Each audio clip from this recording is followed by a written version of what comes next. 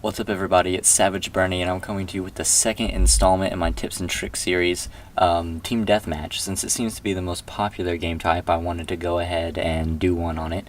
Now, this game type is I just jumped into a quick match, so it's already 18-17. My team's up by 1. Yeah, I didn't cut out the first part of the video. So let's talk about this guy right here. Now, I see he has a stem over there, but he threw another stem when I threw my grenades. So seeing that, I kind of back up a little bit. He's still in his stem, unfortunately for me, so I get really hurt. Now, it was stupid of me to go back out right there. I should have stayed behind that wall until I was fully recovered or until he came to me. Instead, I wait until I see a teammate up behind him before I rush in there. Now, that's a good thing. Teammates in this game will help you. You have to work together. It's harder to run in Gears of War Judgment by yourself. Now, I'm going up here and I hear something behind me, and I hear, there he was, he came out from behind. Now, I should have at least held my ground, not backed up there, because as you can see right here, I come around this corner and I don't know it, and he's right there waiting for me, and he gets me, and his teammate got my teammate. So right there's an example of teamwork, even though it was against me. You really need to utilize that in Team Deathmatch, otherwise your team's going to get picked apart piece by piece. I've seen a lot of groups in Team Deathmatch where people have been running together, and while, you know, that's kind of annoying sometimes, it's good for this game mode. Now right there's a little nook I like to go into and look out. Sometimes people spawn right there in spawn stand. It's a great place not to get hit by anything, and you can look and see if there's anyone over there. Ammo box is important, especially in this game mode. You're never sure when you'll find another one. You're never sure, anything really. Now I picked up the breach shot. I like the breach shot. One shot headshot. I think it's a 3-shot kill to the body. And then the blade makes it a 1-shot, then a melee will be a kill. Now, I see 2 people run up here and I see a teammate die. That's what that little Crimson Omen means. So I'm like, oh, okay, well, I'll just cut them off over here. I get sniped, I'm like, okay, I'll keep going, and then there's another guy. Now, I do the smart thing here. I throw the grenade and I get out of the way when I see 2 of them. You don't want to get into those 2v1 situations. You want to create those 2v1 situations. See, I created it now where if they want to kill me, they're going to have to come get me. So I'm over here with my breach shot. It's a nice long-distance weapon. Pick up the first kill, and I just wait, because I know there's others up there. So I see her, she's throwing her grenades at me, so I gotta move. Now I hear her coming down the stairs. I'm not sure if you'll be able to hear it, but I could hear it going around. This is another good thing about Team Deathmatch is you can actually get those 1v1s in situations like this. I get the first shot off, then I back up, and I do exactly what I do in free-for-all. I just hit my shots and wait for her to die. Now, this chick over here, I thought that should have been a Superman, but, this chick right here gets me for one reason and one reason only. I went back to playing Gears 3. You can see I come around this corner shooting. You don't want to do that in Gears Judgment. You want to stay behind the cover and blind fire. You've got that little reticule that'll help you. Instead of going around and making yourself available, stay back behind the cover and get your shots in. Get your shots in like you would in a open air environment. Now, let's talk about the Digger a little bit since I'm picking it up. The Digger is different than it was in Gears 3. It doesn't make the graceful arc that it did in Gears 3. It'll still eat people, it still explodes, but it pops up a little faster, and it digs into the ground a little faster. You can see it a little better right here as I shoot one off towards this chick. You see it just kind of falls instead of arcing. Right there in Gears 3 it would have gone all the way across, but it didn't. Now here we've got a 3v2, alright, and we take the first guy out, and then this guy gets taken out, and then it's a 2v1, and then one of their teammates come up and it's a 2v2. Now, I'm already hurt, my teammate has run away. I should have turned and run or blind fired her and then tried to get by her. Instead, I stood and took the shots, which is not what you want to do, especially if you want to, survive and live. Now, it's still a pretty close match. It's still 33-32.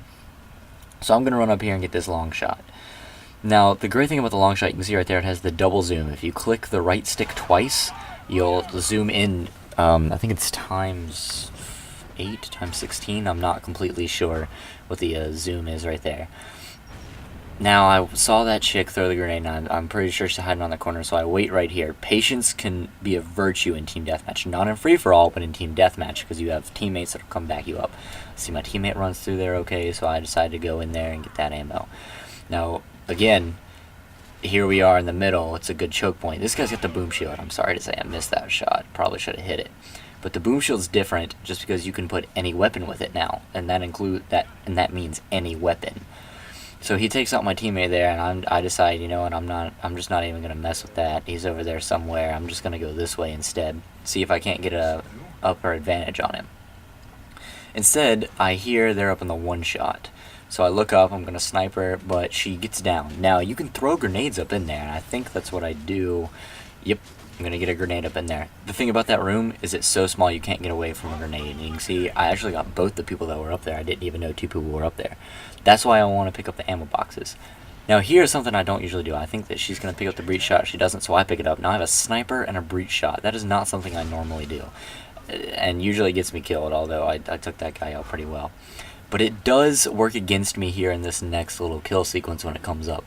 The breach shot and the long shot together, it's for going for clips. It's so you can get those headshots, so you can get those switch feeds that are now in gears. It's not a good set to have necessarily. I would rather have a breach shot and a Gnasher, or a long shot and a Gnasher, not both sniper rifles. So I saw that chick go up there, so I'm going up, and I hear a breach shot being fired. I'm not sure if you guys can hear it or not, but I hear a breach shot. So I dodge the grenade, and now I know there's 2 of them. I only have 1 shot, but I've got that breach shot. Now, you'll see me go up in a second and take the shot, but I miss. See, throwing that grenade, I thought I would, weed her out, but I missed a little bit. So I'll take the shot, and I figure she's going to rush me, so I switch to the breach shot real fast. Now, not just because I was in an ammo, but because the breach shot's faster to fire, and the melee is very powerful. The breach shot's a good medium to close range weapon, in my opinion. Now, this chick isn't fooled by my antics and decides that she's going to rush me, so I throw my grenade down to buy myself some time. I used the vertical to my advantage. They couldn't hit me while I was falling, so I got a little bit of luck and a little bit of skill, and I got away. Now, it works against me right here. I'm in that room. I'm all alone, and they get me, 1 in front with a Gnasher and 1 behind with a Lancer. Now, we've gone up by this point. We're 46 to 39. I go back, and I get the long shot, and watch me try to jump onto this little step right here. I'm like, oh, just jump. Nope, not going to happen. But I'm back into that room. Now, this room right here is important to control, just because the fact that it's a choke point. If you want to go from one area to the next, you have to go through that room. I love the grenades in this game. They're great for all kinds of different things, and it works against me right here. Watch, I get the shot on, I get the grenade on him, and then he sticks me. I should have stayed either back or should have kept moving.